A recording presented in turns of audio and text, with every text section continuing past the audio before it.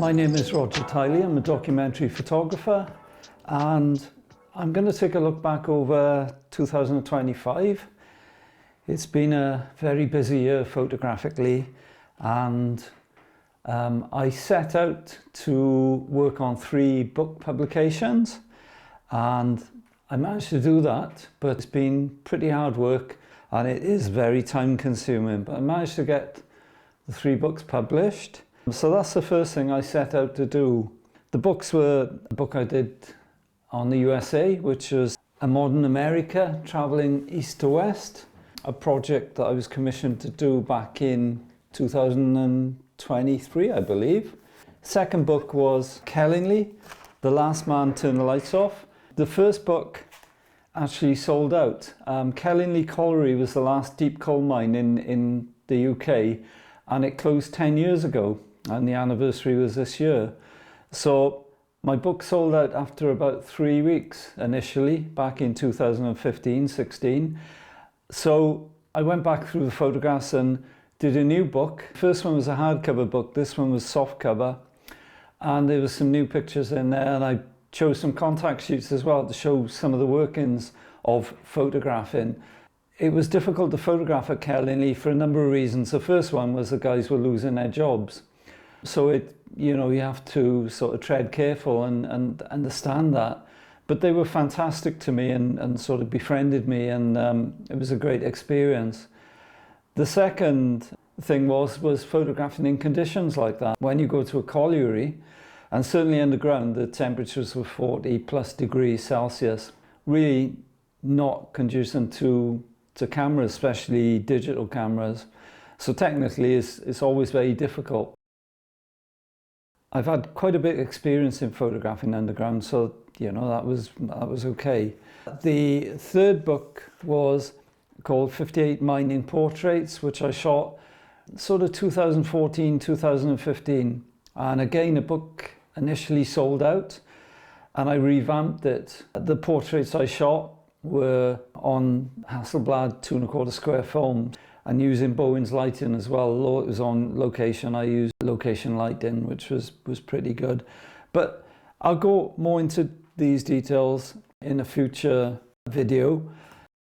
Just going back to the Modern America book, yeah, it was commissioned, and my wife and I travelled from east to west, from Chicago to Los Angeles, mainly on Route 66, the Mother Road, as it's known in the US, but sort of veering off when we were told about different things happening, different people to meet. We did veer off in places like Texas. Yeah, it's different to my usual sort of style of photography, where I like to get to know people in a community and spend time in pictures. This was sort of traveling, meeting people that I would never meet again, and spending as little as 5 or 10 minutes with them photographing. As far as research goes, again, it was quite strange because we didn't do that much research. Angela is really good at researching, but we thought we'd just take it day by day and see really what was going on, and that's the approach we used. So yeah, that was published this year. And then in March, it was quite a short deadline, but I was invited to exhibit a new gallery called Club Photo in Newport in South Wales. And I was honoured to be asked, so I don't exhibit that much now. Yeah, I was asked by Mark and Justin, the guys who run the gallery, superb gallery, and I decided to just put some old prints that I did many years ago of the South Wales valleys when the mines were open. So there were some strike pictures, there were some colliery pictures, some community pictures, and so on. And it was a bit of a mishmash of prints that I did in the darkroom many years ago, but it seemed to go down well. And I also put a series of contact sheets up, which were, people sort of commented on the contact sheets saying they were really interesting. I didn't think anybody would look at 35mm A4 contact sheets, but they seem to be the interesting thing in the exhibition, hopefully along with the prints as well. So that came about. Another exhibition I had was up in Cap House, which is in Yorkshire. And the exhibition was at the National Mining Museum of England. I was asked quite a while ago to put the exhibition on, which again I was honoured to do. And unfortunately, the museum guides went on strike. So yeah, it was a bit of a tricky one because the museum guides were on strike. Some of them were ex-Kellingley miners that I knew.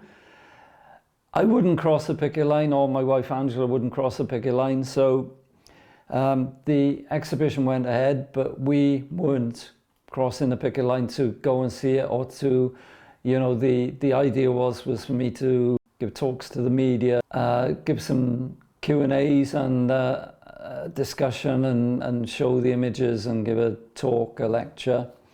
That all sort of fell through for the time being, whether or not it'll go ahead in the future. Angela and I went up for the week and we went to see the pickets on the picket line, and I told the guys, look, we're not going to cross your picket line. And they totally were like in awe of that and supported it. And in the end, they said, look, Roger, you come up this far and we'd like you to see your pictures in the exhibition. So they moved from the picket line. There were 2 picket lines. They moved from one of the picket lines so that technically we wouldn't be crossing a picket line, and we went in and took some pictures, took some snaps of the exhibition. So it's really good of them to do that. Yeah, and the Kellingley book is also related to that. The book couldn't be, there was going to be a book signing, and that didn't go ahead because of the not crossing the picket line. But the book has sold pretty well. Yeah, so it's gone down a treat. So it was well worth putting in all the effort and all the work to publish Last Man, Turn the Lights Off. The book launch was officially at BOP, which is Books on Photography, at the Martin Parr Foundation. That was back in October. It was a bit of a rush because it was my fault because I didn't put the books into print until the last minute. The printers were really good to me, that they rushed them through ready for BOP. And Angela and myself I drove up to Peterborough to pick the books up to save the delay in getting the books here with delivery, etc. That was a bit crazy. We went to Books on Photography. The publisher we run is called 210 Books. So BOP was a really, really good thing. It's the second time that we've been there selling books, and we've done well on both occasions.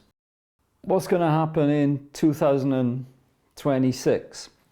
Well, 2025, like I said, I've spent quite a bit of time putting the 3 books together. It is very time consuming, and if you're working on books on the computer, then you can't be out shooting pictures. So 2026, I'm going to dedicate, probably for the next couple of years, dedicate to shooting new pictures. Working on a few projects. One is about the British Isles, which is, you know, quite extensive. So we plan to travel quite a lot this year in the UK, but also travel abroad as well to just shoot some pictures and see how it all sort of pans out. In the future, we'll probably go back to America and work on some more assignments. I'm based in the South Wales Valleys, known as Valley Boy with a camera. So I'm always shooting pictures in the valleys. So that's always going to be part of my photography. Working on a project called This River, which is photographing the River Tiley, which starts in the Black Mountains and goes down to the mouth of the river in Swansea. I actually live near the river, so part of the community that I live in, I've started photographing, but I'll certainly be adding to that. The thing I'm going to do, which is something which I've been planning to do for a while, is videos like this, and I'm going to be showing my archive pictures, which is quite extensive. So hopefully when Angela and I are not traveling, then I'm going to be making some videos on the archive and just showing people what pictures I have. Some are exhibition print, look at contact sheets, look at negatives and so on. So I'm planning that over the year and the next few years to just show some of the old assignments, commissions, self-initiated projects that I've worked on. I've been a photographer since 1978, so that's around about, I don't know, 40 odd years, 45 years, whatever it is. People out on location as a documentary photographer, you meet some real characters and have some really good times, and people have generally 99.9% have been fantastic to me. Because obviously you get the occasional one that doesn't want to be photographed for whatever reasons, but yeah, it's been really good. I'd just like to finish on a sad note, really, and that is the passing of Martin Parr. I first met Martin Parr in 1983 whilst I was on the documentary photography course, and he was very supportive of my work. It was a big influence. I remember looking at his bad weather work that he was doing around about that time. He's certainly going to be missed in the photography community. He was an incredible photographer, but more than that, he was an incredible person.